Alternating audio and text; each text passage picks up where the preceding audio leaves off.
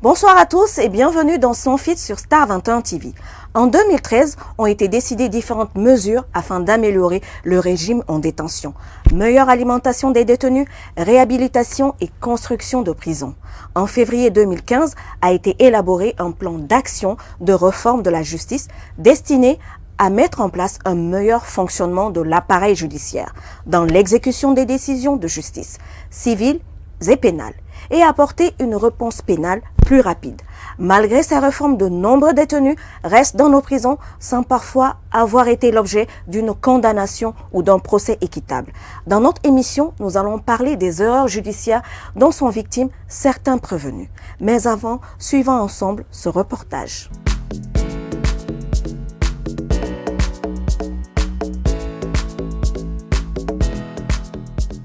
Rendre la justice de façon équitable, c'est le souhait qu'on puisse exprimer. Les erreurs judiciaires sont souvent fréquentes dans les jugements. Au-delà de certaines attentes, les citoyens se retrouvent face à des procédures judiciaires qui les amènent à se poser des questions vis-à-vis de nombreux jugements rendus. Tout ça aussi, je pense que c'est l'avidité de l'homme. L'homme veut tout avoir. Aujourd'hui, on voit un peu partout qu'en fait, la justice est plutôt là pour servir les causes politiques. La justice, au lieu d'être indépendante, en fait, est plutôt inféodée à la politique un peu partout. Et donc, tant qu'en fait, on utilise la justice pour régler des comptes aux gens, il y aura toujours des personnes mécontentes. Et quand il y aura des personnes mécontentes dans la société, il n'y aura pas de paix. Voilà, donc, je vais dire, les lois sont faites pour être appliquées, mais ces lois ne sont pas appliquées selon les règles. L'homme le déforme toujours pour en fait, ses objectifs et ses intérêts personnels. Les erreurs judiciaires, c'est partout. Les erreurs judiciaires, la justice est rendue par les êtres humains. Et l'être humain n'est pas Dieu. L'être humain est aussi imparfait. L'être humain peut se tromper. Donc les erreurs judiciaires ne sont pas que communes en Guinée, ne sont pas que spécifiques à la Guinée. Les erreurs humaines, c'est du commun, n'est-ce pas, de la justice. Mais ce que je peux dénoncer, n'est-ce pas, ici, c'est la récurrence d'une justice aux ordres, une justice corrompue, une justice non équipée, une justice animée par des femmes et hommes qui n'ont pas la formation requise. C'est des problèmes comme ça auxquels il faut apporter des solutions. La justice est pour tout le monde, dit-on. Son application ne doit faire l'objet d'aucune erreur, sous peine de causer du tort à certains et favoriser d'autres. Moi, je pense qu'il faut qu'on puisse travailler davantage à l'équilibre. Par exemple, quand je prends un exemple des matières premières, les gens en fait qui détiennent les matières premières, par exemple, c'est la plupart des pays en Afrique.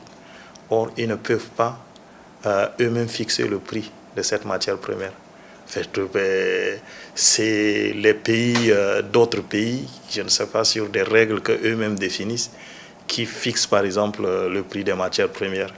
Et donc, il y a aussi une injustice en fait au plan du commerce. L'injustice, il se retrouve un peu partout dans la société. Bon, les erreurs judiciaires, ça c'est technique. Mais si nous prenons dans le contexte de la justice, dans sa faiblesse dans notre pays, d'abord quand vous prenez la justice en Guinée, c'est un pouvoir. Mais malheureusement, quand vous prenez ce pouvoir-là, il n'est totalement pas visible.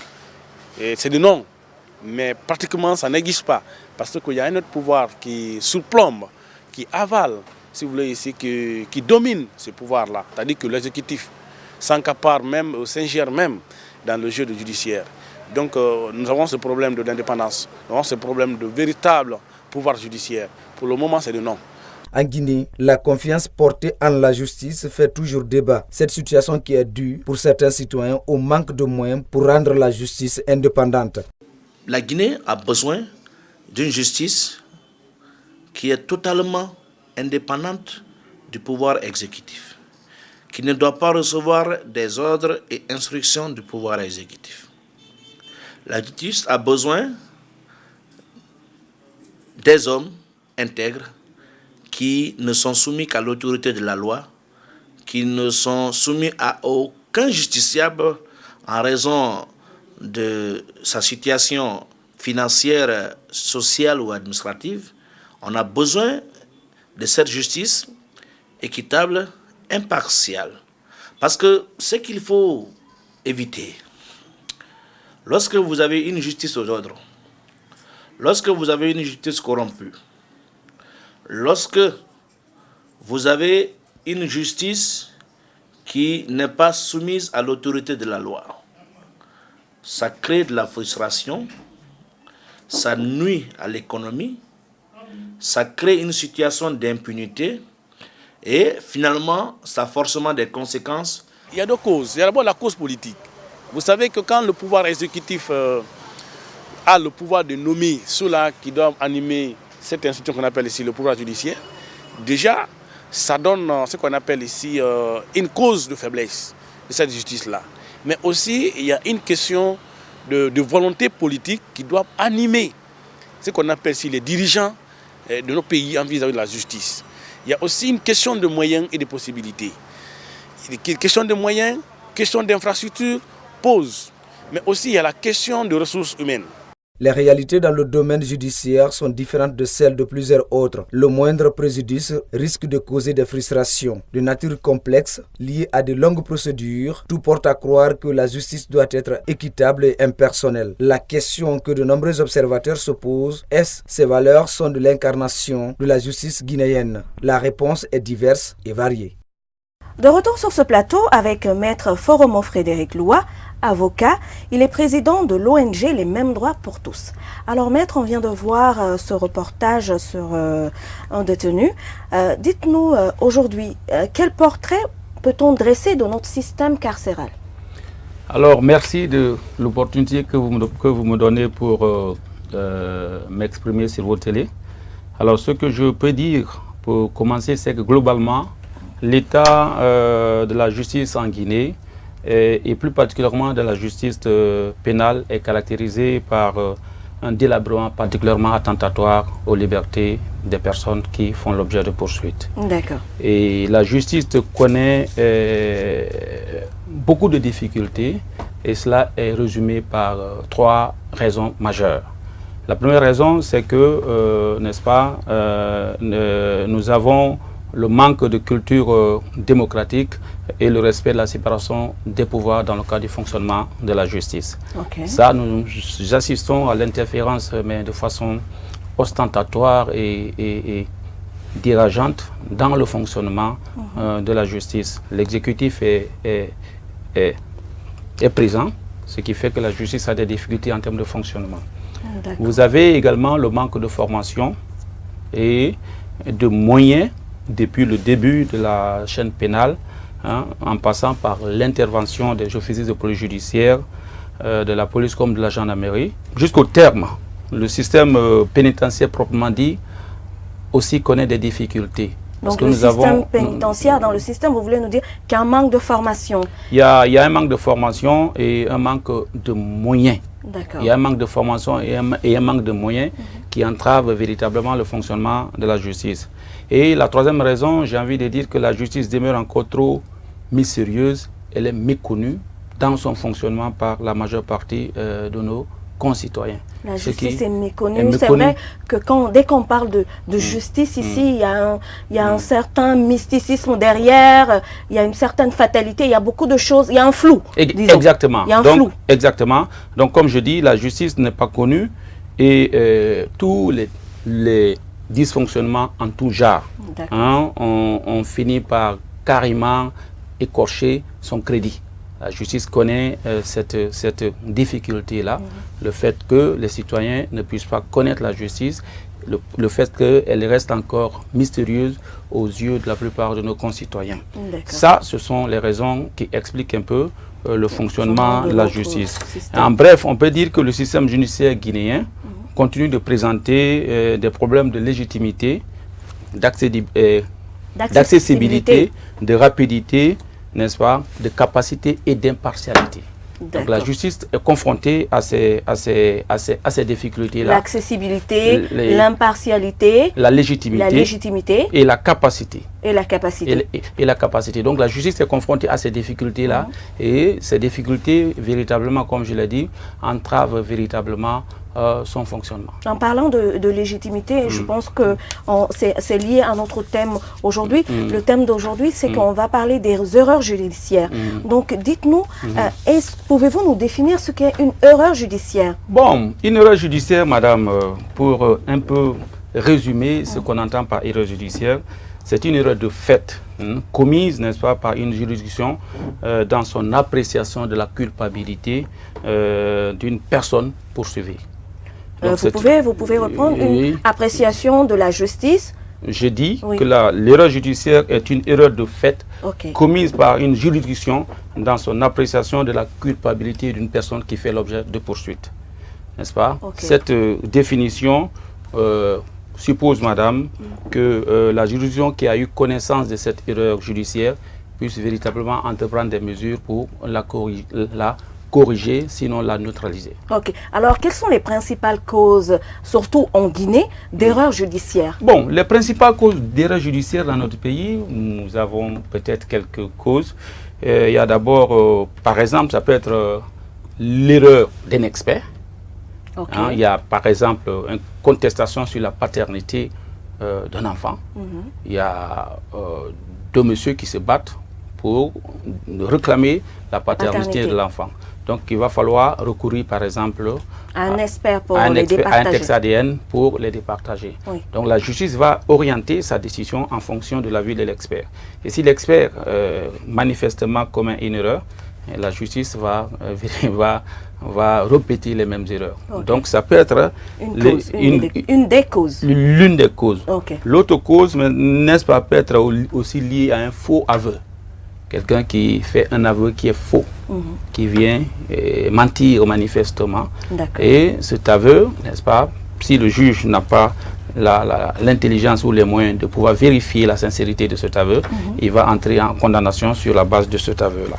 Donc ça, c'est une autre cause. L'autre cause, n'est-ce pas, ça peut être un faux témoignage. Un faux témoignage.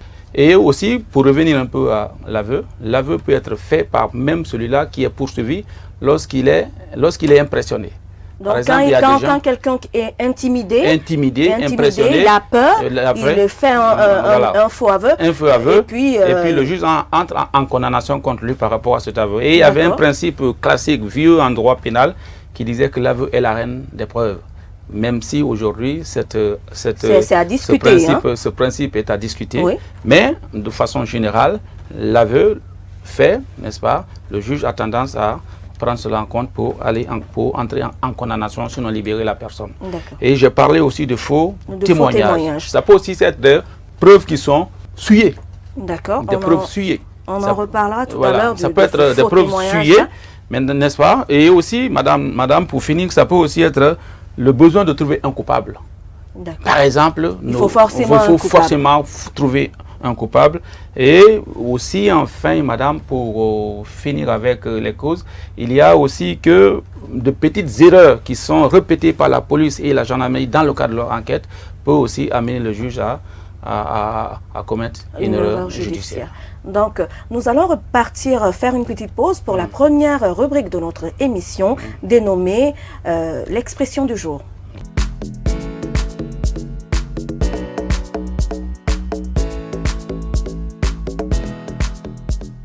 De retour sur ce plateau pour la première rubrique de notre émission. L'expression du jour, la réhabilitation.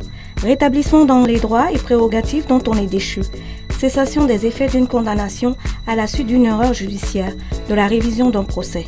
Alors, maître, on parle ici de réhabilitation. Dites-nous par quelle procédure, parce que quand il y a erreur judiciaire, c'est reconnu par la justice qu'il y a une erreur judiciaire, il faut une réhabilitation. Donc, par quelle procédure un citoyen peut être rétabli dans ses droits? Bon, quand il y a une erreur judiciaire, n'est-ce pas? Vous savez, la sanction pénale engage l'honneur, Oui, effectivement. le patrimoine, la liberté et dans les hypothèses extrêmes, la vie de la personne qui est poursuivie. Oui. Parce qu'on peut on peut condamner à mort une personne sur des erreurs. L'honneur d'une personne peut se trouver être souillé, mais à jamais à la suite d'une erreur judiciaire. Ou bien le patrimoine. Oui. Quelqu'un peut perdre tout son bien parce que justement, il y a eu une erreur manifeste dans le cadre d'un jugement qui le concernait. Donc le procès pénal engage véritablement ces quatre dimensions. L'honneur, le patrimoine, la liberté et puis la vie de la personne qui fait l'objet de poursuite. Donc l'erreur judiciaire, les conséquences sont énormes. Oui. C'est pourquoi la loi a prévu ce qu'on appelle la procédure de révision.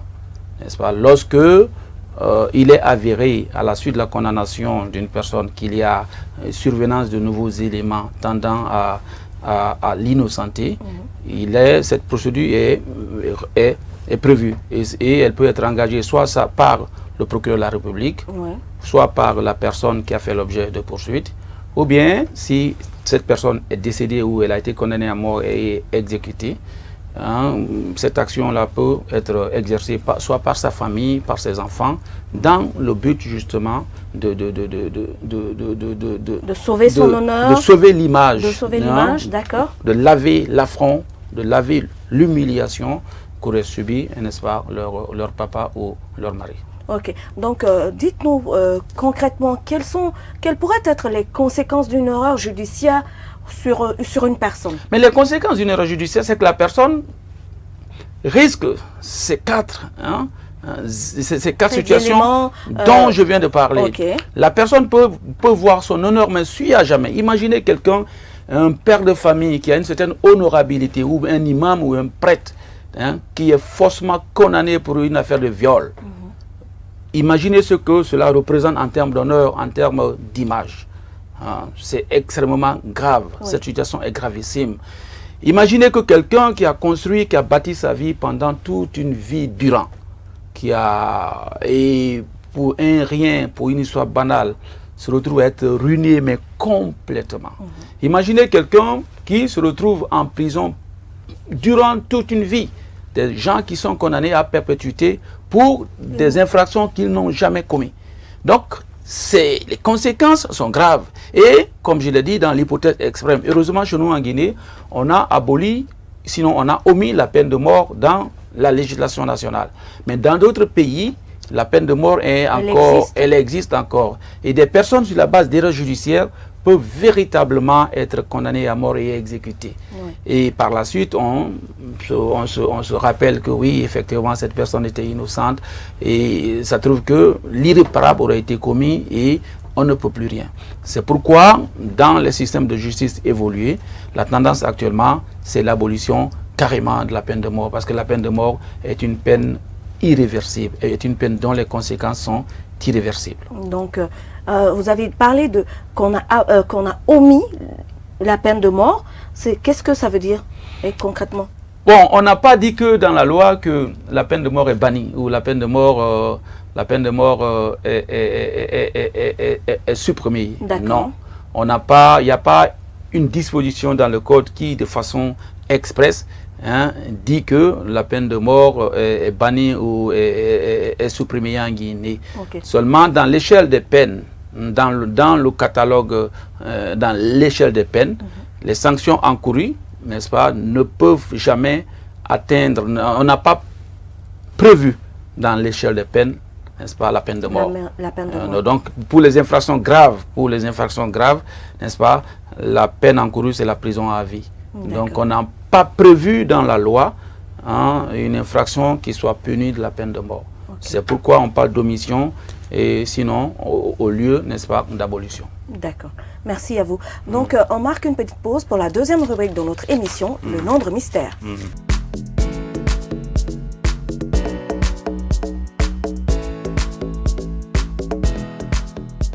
Le nombre mystère de cette émission, chers téléspectateurs, le nombre mystère, 362. Alors, maître, 362, qu'est-ce que ça vous évoque comme nombre? 362. 62. Oui. Ça fait... Je vous colle un peu. Oui, 362, ça fait 3 plus 2 plus 6. Selon l'article 362 du Code pénal, quiconque sera coupable de faux témoignages en matière criminelle, soit contre l'accusé ou soit à sa faveur, sera puni de la peine de réclusion criminelle à temps de 5 à 10 ans. Donc, vous avez parlé tout à l'heure de faux témoignages dans le cadre des erreurs judiciaires. Donc, dites-nous pour quelles raisons quelqu'un pourrait faire un faux témoignage envers une autre personne. Bon, ça dépend. Il y a beaucoup de circonstances qui peuvent expliquer cette situation-là. Oui. Il y a, par exemple, 2 personnes peuvent être en conflit et que le témoin qui vient pour témoigner ait une certaine affinité ou une certaine relation avec l'une des parties. Donc, elle est amenée à faire ce faux témoignage pour sauver cette relation-là, ou à un intérêt particulier dans le conflit qui oppose les 2 parties, ou à nourrir une haine gratuite contre une partie, ou la personne ment véritablement pour sauver, n'est-ce pas, la personne contre qui et pour laquelle, n'est-ce pas, ou en faveur de laquelle elle est en train de faire son témoignage. Donc il y a beaucoup de raisons qui peuvent amener un citoyen, un témoin à faire un témoignage. C'est pourquoi la loi dit que punit le faux témoignage, témoignage de 5 à 10 ans d'emprisonnement. Voilà. Mais dites-nous par exemple, quand quelqu'un fait un faux témoignage, à part, quelles sont les conséquences sur un procès à part l'erreur judiciaire? Mais bon... Comment on peut prouver que, par exemple, comment on peut prouver que ce témoignage est vrai, que ce témoignage est faux? Comment la justice... A priori, on n'a pas de moyens particuliers pour pouvoir dire que ce témoignage est faux ou celui-ci est vrai. Ça dépend de la façon dont la personne présente le témoignage et de l'intelligence du juge. Ok, tout dépend de l'intelligence du juge et des moyens, n'est-ce pas, que le juge a. Dans d'autres pays, par exemple, on a inventé des systèmes électroniques, des systèmes, des machines, qui puissent quand même détecter le mensonge. Ok, des détecteurs de mensonges. Des détecteurs de mensonges. Mais nous, on n'en a pas ici. On n'en a pas ici. On n'est pas pour une raison ou pour une autre, peut venir faire un faux témoignage et il y a l'autre personne qui se retrouve en prison. Mais bien sûr, et puis, oui, mais... Et on a l'impression que c'est courant ici. Oui, le témoignage, on le fait souvent. Oui. La personne qui fait ce témoignage prête serment et on s'assure qu'elle n'a aucun lien, en tout cas direct, avec la personne pour laquelle il est en train de témoigner ou contre laquelle il est en train de témoigner. Donc, on s'assure de tous ces éléments-là, mais a priori, on n'a pas de moyens particuliers pour dire que ce témoignage, il est vrai ou il n'est pas vrai. Et le témoignage n'engage pas forcément le juge. Le témoignage, ce sont des informations à titre de simple renseignement pour le juge. Le témoignage n'est pas déterminant dans la motivation de la conviction du juge. Le juge peut se servir des éléments du témoignage pour asseoir sa conviction, comme il peut rejeter ou il peut balayer. Donc ce n'est pas un élément essentiel pour le juge. Non, ce sont des informations à titre de simple renseignement. Et le juge n'est pas lié par le témoignage. Le juge n'est pas lié surtout en matière pénale. Le juge n'est pas lié par le témoignage. Les témoignages permettent au juge, n'est-ce pas, de pouvoir comprendre un peu la véracité, n'est-ce pas, des affirmations de telle ou de telle autre partie. Mais en principe, le juge n'est pas obligé de fonder sa décision sur le témoignage qui aurait été fait à la barre. Donc, on dit ici dans l'article 362 qu'en matière criminelle, quelqu'un qui fait un faux témoignage, il peut être puni à 5 à 10 ans de réclusion criminelle. Donc, ça veut dire que c'est vraiment un délit.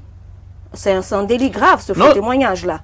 C'est un crime. C'est un crime. Parce que le crime est puni de 5 années voilà, c'est de 5 ans à plus qu'on peut qualifier de crime. Mais pour les délits, je crois c'est 3 mois à 5 ans. N'est-ce pas? Pour les infractions criminelles, c'est 5 ans et plus. Donc c'est pour dire que c'est pour démontrer un peu la gravité du témoignage, d'un faux témoignage. Parce que le témoignage quand même conditionne, prédispose le juge à entrer en condamnation ou bien à libérer telle ou telle personne contre qui, n'est-ce pas, une action publique ou bien un procès est engagé. D'accord. Donc tout ça, c'est pour dire que quand quelqu'un vient dans un procès pour tenir un témoignage, il faudrait que lui-même, il s'assure que ce soit vrai, pour ne pas... Mais bien sûr, parce qu'on lui fait prêter serment. D'accord. On lui fait prêter serment de dire la vérité, rien que la vérité. Hein? C'est pour...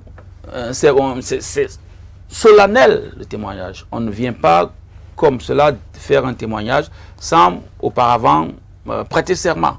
Donc on fait prêter serment à la personne pour lui faire comprendre qu'en cas de faux témoignage, eh bien voilà, il encourt une sanction de 5 à 10 ans. Une sanction pénale. Hein? Et il encourt une sanction pénale. Donc il est important que la personne qui vient témoigner ait toutes ces informations, et aussi il faut s'assurer que la personne qui vient témoigner a une certaine connexion avec l'infraction qui aurait été commise. Soit elle était présente, ou elle a reçu des éléments, elle a reçu des informations, ou que une des parties lui a fait des confidences. Donc, voilà. Donc, il faut que la personne qui témoigne ait quand même un certain lien avec l'infraction qui aurait été commise, et aussi, voilà, avec une certaine connaissance de la scène de crime, de tout ce qui s'est passé. D'accord. Donc, merci, Maître Foromo. Donc, nous faisons une petite pause pour la 3e rubrique de notre émission, et la dernière, la Minute Info.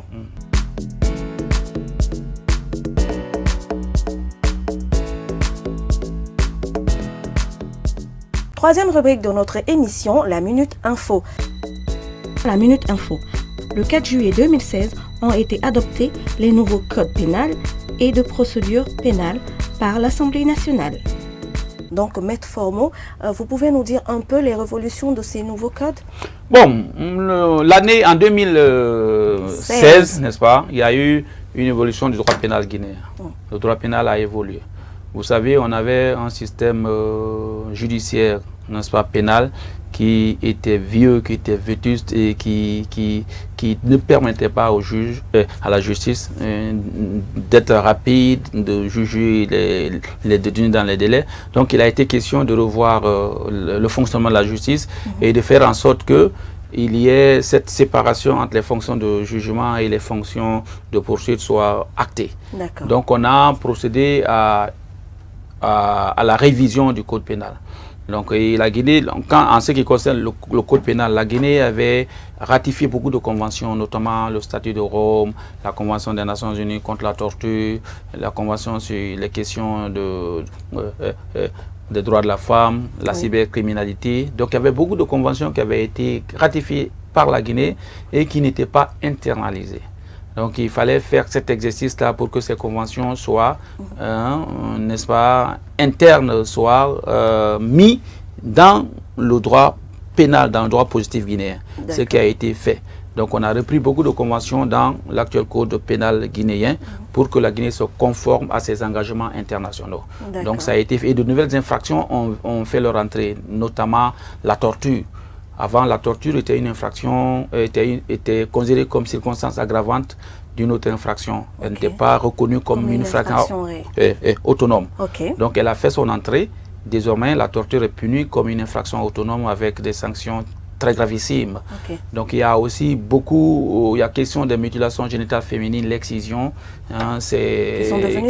qui sont devenues vraiment des infractions autonomes avec des incriminations claires. Donc il y a eu une certaine évolution en ce qui concerne le droit pénal. Maintenant, quand on veut parler du code de procédure pénale également, il y a eu beaucoup d'évolutions, surtout la suppression des justices de paix. Vous savez, les justices de paix étaient les tribunaux au niveau de la base. Et à ce niveau-là, il y avait cette confusion, cumul de fonctions entre les fonctions de poursuite et les fonctions de jugement. C'est-à-dire que c'était un juge de paix qui était là qui était un potentat, qui avait tous les pouvoirs. Donc il poursuivait, il instruisait, il jugeait et il suivait l'exécution de la peine. Donc, alors que la loi, il y a cette séparation entre les fonctions de poursuite et les fonctions de jugement. Le procureur de la République poursuit, mais ce n'est pas lui qui juge. Le magistrat, il juge, ce n'est pas lui qui poursuit. Donc le juge, lui, il est là pour juger, pour prononcer les sanctions, mais ce n'est pas lui qui juge.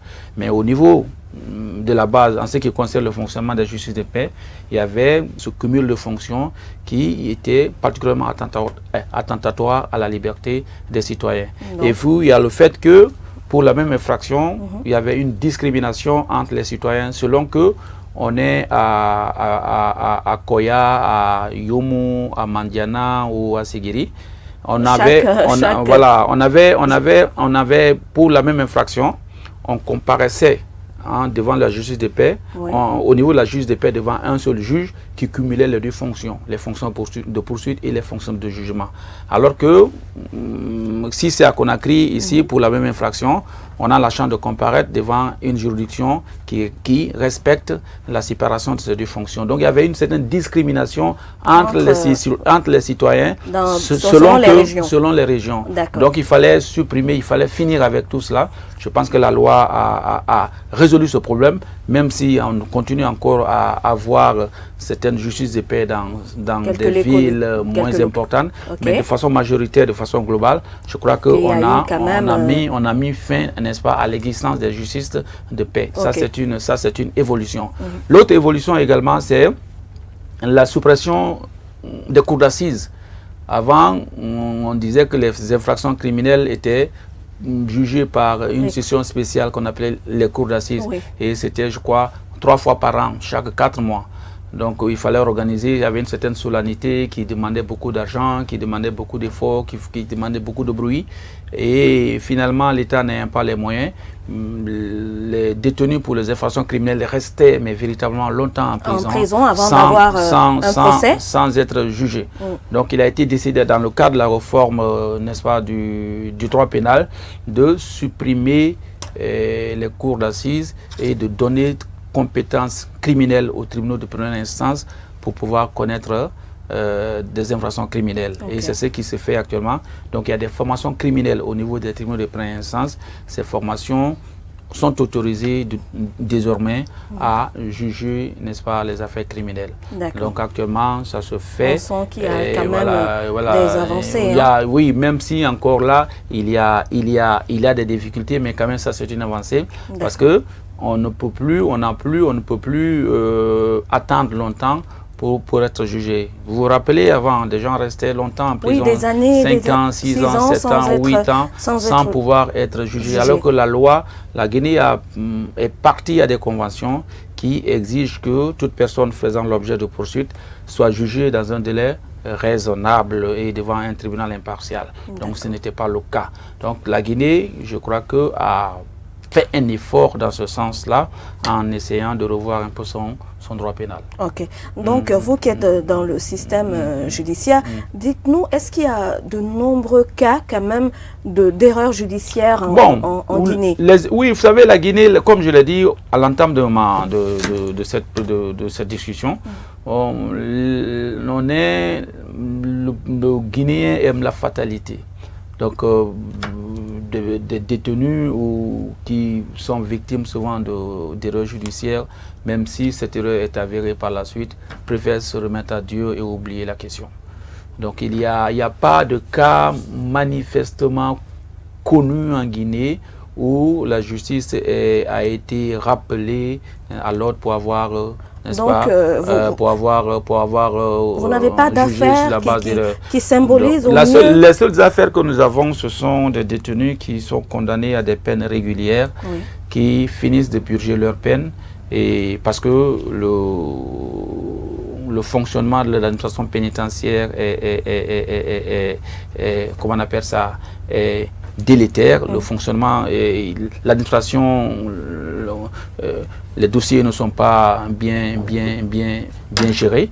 Il y a cette difficulté souvent du transfèrement des décisions de justice depuis les tribunaux jusqu'au niveau de la maison centrale. Et quelquefois, les décisions viennent au niveau de la maison centrale déformées ou transformées.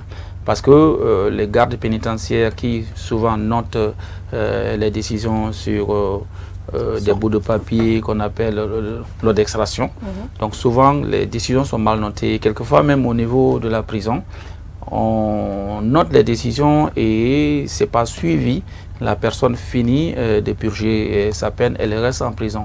Il y a aussi des gens qui sont libérés à l'audience publique et qui sont reconduits à la prison parce que justement, ils n'ont pas payé ce que les gardes pénitentiaires appellent le droit, alors que quelqu'un qui est libéré n'a aucun droit à payer. Mais très souvent, la personne est reconduite, surtout quand elle n'a pas d'avocat, elle est reconduite à la maison centrale. Vous voulez dire qu'il y a des gens qui ont fini de purger leur peine et qui restent en prison. Mais qui restent en prison. Voilà, exactement. Qui restent en prison. Donc, dans les deux cas, qui sont à liberté, comme vous dites. Et il y a d'autres détenus qui sont relaxés. Oui, relaxés complètement. Purement et simplement à Donc, ils doivent rentrer chez eux directement. Ils doivent rentrer chez eux directement, oui. Mais parce qu'ils n'ont pas payé l'argent, on les reconduit, n'est-ce pas, au niveau de la prison. Et très souvent, elles restent là-bas pendant longtemps. Donc, on a connu beaucoup de ces cas-là. Et donc, on les oublie en prison. On les oublie en prison. Comment vous parvenez à extraire ces personnes-là de la prison? Parce qu'on les a oubliées en prison. Oui, mais non, nous avons une présence quotidienne en prison et nous avons la liste quand même de l'ensemble des détenus. Nous pouvons comprendre un peu la situation pénale de chaque détenu. Oui. Donc, sur la base de ces informations-là, on saisit le procureur de la République d'une correspondance pour dire que, bon, tel détenu a fini de purger sa peine, mais malheureusement, il reste en prison.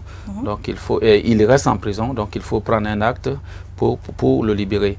Ou tel détenu a été relaxé à l'audience de tel jour, mais reconduit en prison parce qu'il n'a pas payé le montant illégal exigé par les gardes pénitentiaires. La personne est encore en prison, il faut faire une situation pour libérer. Et pour les personnes qui avaient purgé, deux des personnes qui avaient purgé leur peine et qui sont restées en prison encore 3 ans, donc ils ont été oubliés 3 ans en prison. 3 ans en prison. Après qu'ils aient fini de purger leur peine. Comment, comment on peut dire ça? Une personne oubliée en prison? Malheureusement, c'est ça. Le fonctionnement de l'administration pénitentiaire pose beaucoup de problèmes. Wow. Et il y a aussi que la justice, dans son fonctionnement, a des difficultés. Donc, il y a ces erreurs-là qui sont commises, et surtout à la faveur des mutations. Lorsque des juges sont mutés, les juges d'instruction sont mutés, ou donc dès qu'il y a un petit changement, les dossiers sont mélangés. Les dossiers sont mélangés. Et s'il n'y a pas d'avocat maintenant, donc il n'y a aucune organisation. Voilà, aucune organisation. S'il n'y a pas d'avocat maintenant pour suivre tel ou tel dossier, le risque pour le détenu de rester longtemps en prison est très élevé. Donc, c'est pourquoi la présence des avocats dans le fonctionnement de la justice est véritablement importante. Donc, quand vous sortez un prévenu qui a été oublié en prison, comment ça se passe? Comment faire en sorte qu'il soit réhabilité dans ses droits? Bon, qu'il y ait des dommages et intérêts pour rester en prison 3 ans. Franchement. Je vais vous raconter une histoire. On avait libéré un détenu qui était resté longtemps en prison. Pour sa famille, il était mort. Parce qu'on l'avait recherché, on ne l'a pas vu. Après 2 ans, je crois, la famille s'est résolue pour dire que bon, il est mort, il faut l'oublier. Et pourtant, il était en prison. Donc on a tout fait, on l'a libéré. Et puis on lui a demandé où était sa famille. Je crois que sa famille était du côté de Camp Carrefour, à Gbessia là-bas. Lorsque nous l'avons raccompagné en famille, c'est que ses parents l'ont vu, mais ils ont décampé, quoi. Les gens ont fui. Mais oui, effectivement. Ont fui parce que pour eux, c'est un revenant qui... Lui, son cas, c'est qu'il a été oublié en prison aussi. Il a été oublié en prison et pour les parents, il était décédé parce qu'on n'avait aucune information de lui. Donc quand il est revenu, les parents croyant qu'il était mort, donc tout le monde a fui. Et il a fallu leur expliquer que non, il n'était pas mort. Malheureusement, il était en prison et il avait été oublié en prison.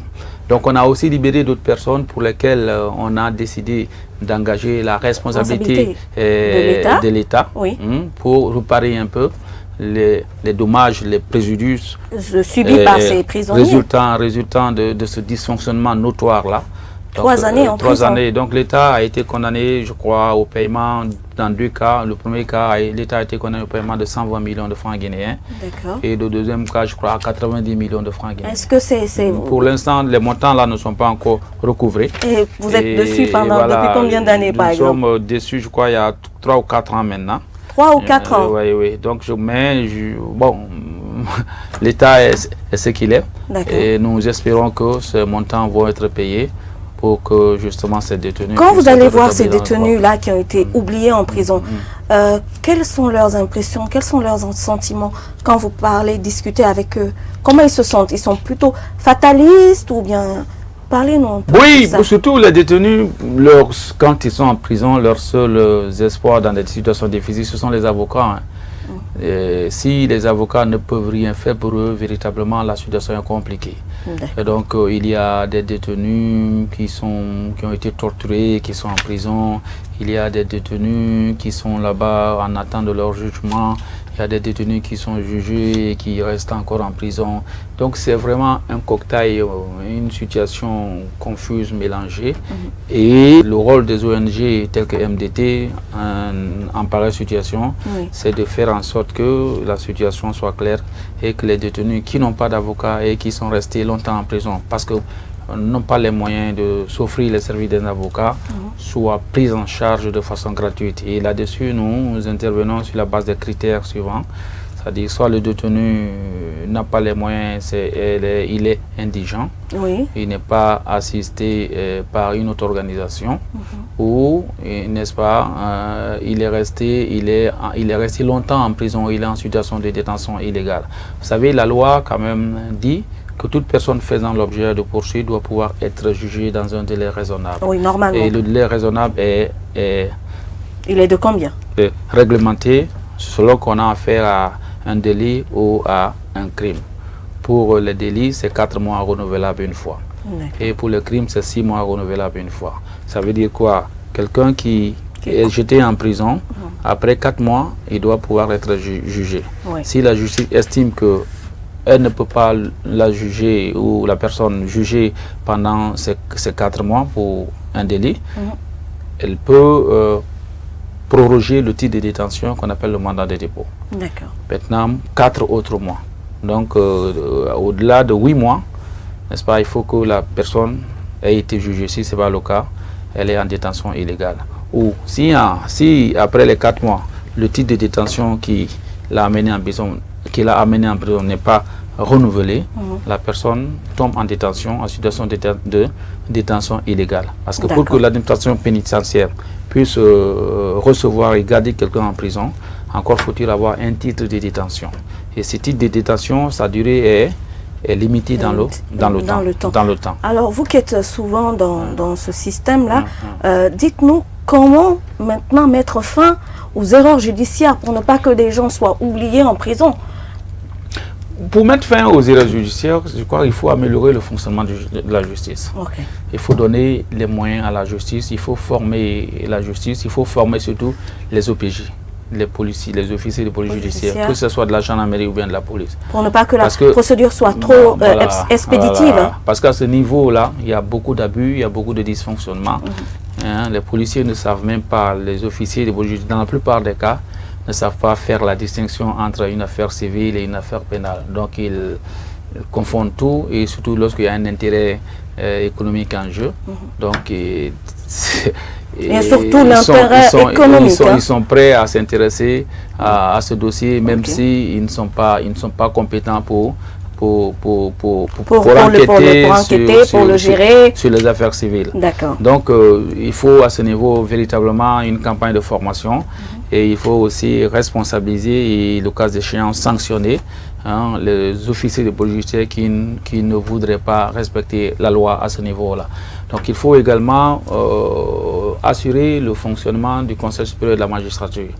Il faut que ce conseil puisse fonctionner. Je pense qu'il a été mis en place, mais ce fonctionnement laisse à désirer beaucoup, parce qu'il y a beaucoup de situations. Assurer le fonctionnement du Conseil supérieur de la magistrature, n'est-ce pas, pour que les magistrats qui se rendent coupables de fautes graves dans l'exercice de leur fonction soient sanctionnés, parce que personne n'est au-dessus de la loi. Donc il faut quand même assurer ce fonctionnement à ce niveau. pour faire exister cette espèce d'épée de Damoclès sur la tête de tout le monde, afin de pouvoir qualifier le service public de la justice. D'accord. Merci, maître. Je crois qu'il y a assez de choses à dire sur les erreurs judiciaires. Nous sommes pris par le temps. On vous dit merci. Nous sommes aujourd'hui avec maître Foromo Frédéric Loua. Il est le président de l'ONG des mêmes droits pour tous. Nous avons traité de la question des erreurs judiciaires. Merci. Nous espérons que maître Foromo vous a édifié sur tous les questionnements autour du thème. On vous dit merci et à bientôt dans votre émission Sans Filtre sur Star 21 TV. Bonsoir chez vous.